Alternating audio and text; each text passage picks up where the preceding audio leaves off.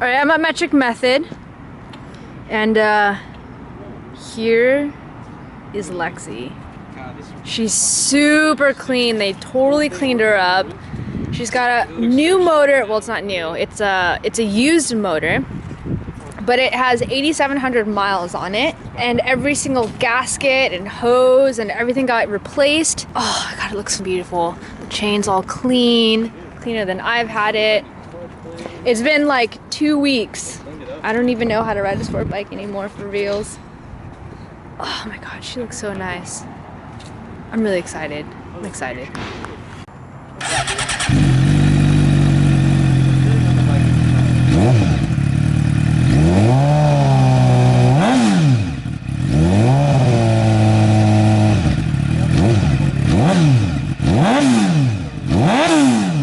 Damn, that sounds mean.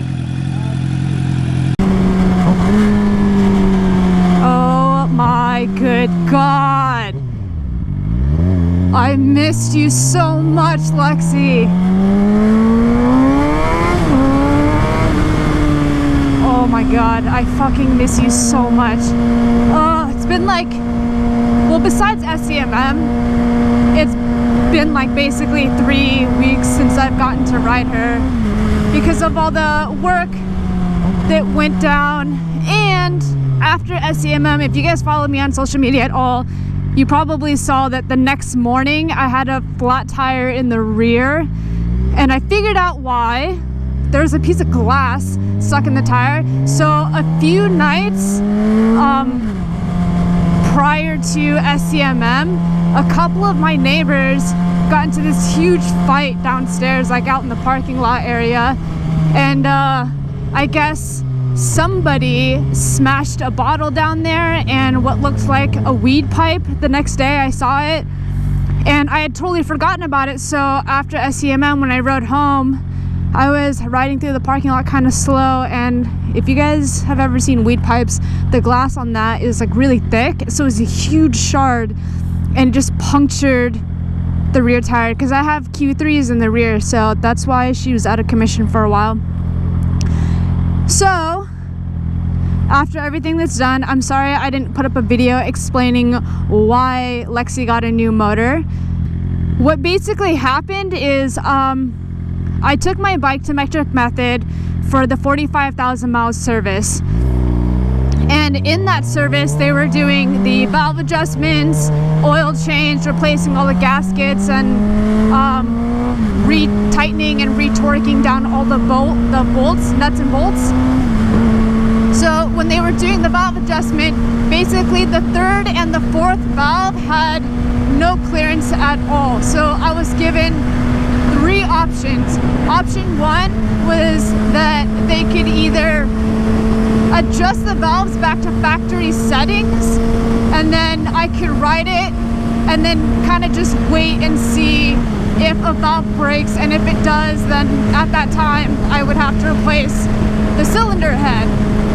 And option B was I could skip all that and just buy a used cylinder head, and then they could replace that for me. And then option C was screw everything and just get a used motor, and then we'll just do a motor swap for you. So I opted for the third option, and here's why. If you guys look around for a cylinder head for this bike, there were only, I think, 3 that I could find available that were compatible with this bike, and they were anywhere between $450 to $600, and that's excluding the labor that was going to go into them doing a little swap and like taking out the older cylinder head. If I had went with option A, which was to just have them reset it and then just kind of ride around and wait, I didn't want to do that because the last thing I would want is to go somewhere far and then one of the valves break and I'd be stranded and then have to wait 2 hours for a tow truck, and then I'd have to take my bike to Metric Method and then pay for a cylinder head, which was anywhere from $400 to $600 plus labor, which I already paid for the previous valve adjustment in the first place. So all of that kind of added up. Option C, I looked around and I was gonna put in a 750 motor. I was like, oh, you know, why not upgrade since I need a new motor anyways.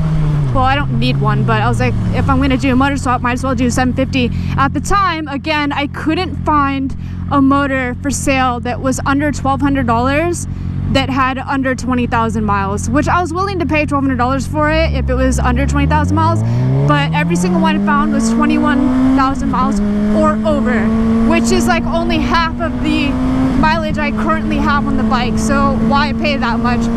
The best deal that I found, because I didn't originally plan to swap the motor, the best deal I found at that time to get my bike up and running before SCMM, because this is my daily commuter as well, was to buy a used motor that had 70 or 8,700 miles on it for $800, and then they would just do a motor swap for me, and I wouldn't be charged for the valve adjustments, and the motor swap was going to cost exactly as much as it was going to cost for the valve adjustments anyways.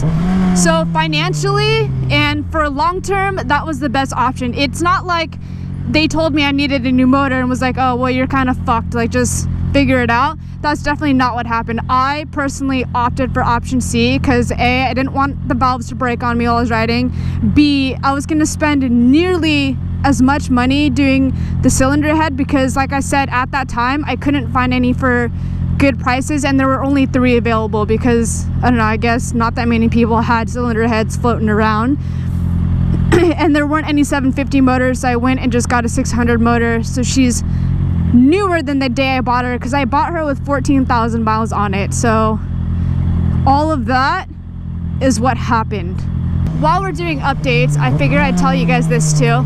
So you may or may not have seen some Instagram posts of me saying that if you need decals, hit me up. So I've had a decal plotting machine for quite some time. I'd say about 2 years now, but actually it's more like a year and a half.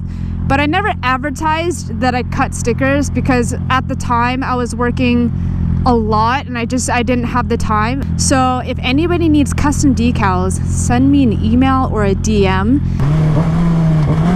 Oh, and FYI, all my contact information is in the description of this video. It's in the description of all the videos. If you guys ever check there, everything you need to know is down there.